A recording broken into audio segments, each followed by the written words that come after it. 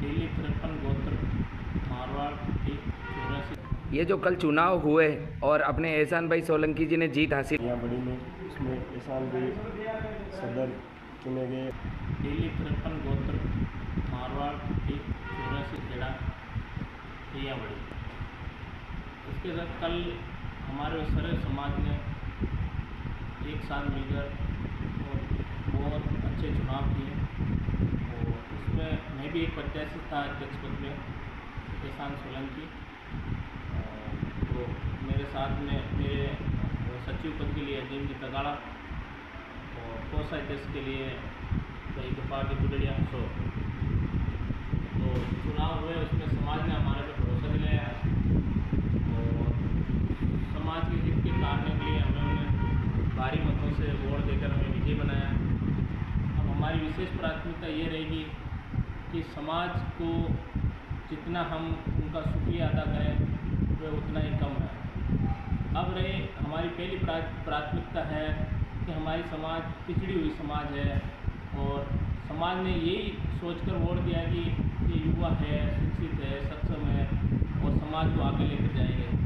तो इंशाअल्लाह मैं उम्मीद करता हूँ कि मैं 100% समाज को आगे ले जाने में ये पूरा प्रयास करूँगा और अल्लाह ने चाहे इंशाअल्लाह तो मैं समाज को एक नई तरक्की और एक नई दिशा तय करने में और मेरी टीम में और समाज को सबको साथ लेकर और जो अपने शिक्षा का क्षेत्र है या अपने पॉलिटिकल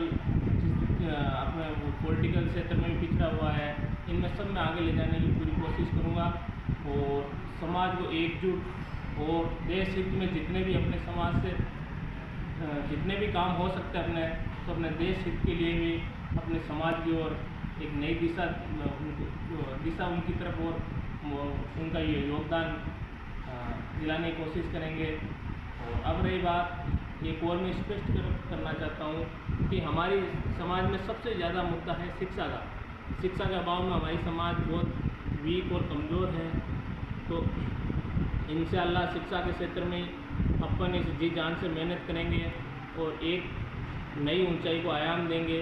इसी मैं आपसे यही कामना करता हूँ। धन्यवाद।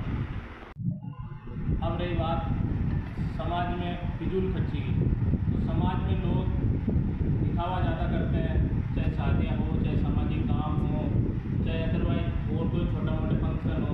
तो मेरे समाज के छोटे बड़े बुजुर्गों से यह अपील है कि आप फिजूल खर्ची ना करें और पैसे का सही उपयोग करें और वो ये अपने पैसे अपने बच्चों की शिक्षा के लिए और अपने व्यवसाय के लिए सही यूथ लेवल काम लें तो 2 पैसे काम आ सकते हैं। और रही बात अब अपने समाज में कुरीतियाँ हैं जो पुरानी परंपरा के जिसका कोई औचित्य नहीं है ऐसी चल रही है, क्योंकि उस टाइम थोड़ा शिक्षा का अभाव कम था।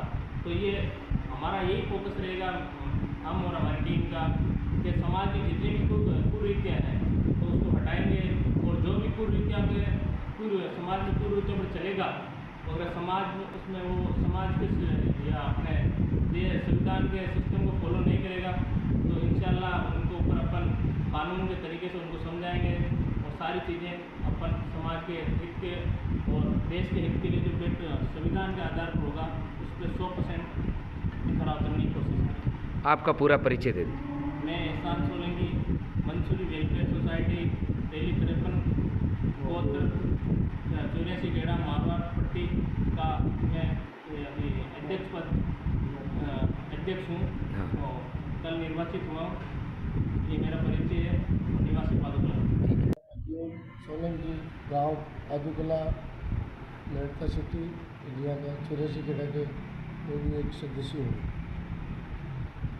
ये जो कल चुनाव हुए और अपने एहसान भाई सोलंकी जी ने जीत हासिल की है, इनके बारे में थोड़ा परिचय दीजिए कि आपका समाज आगे किन मुद्दों को लेकर आप कार्य करेंगे।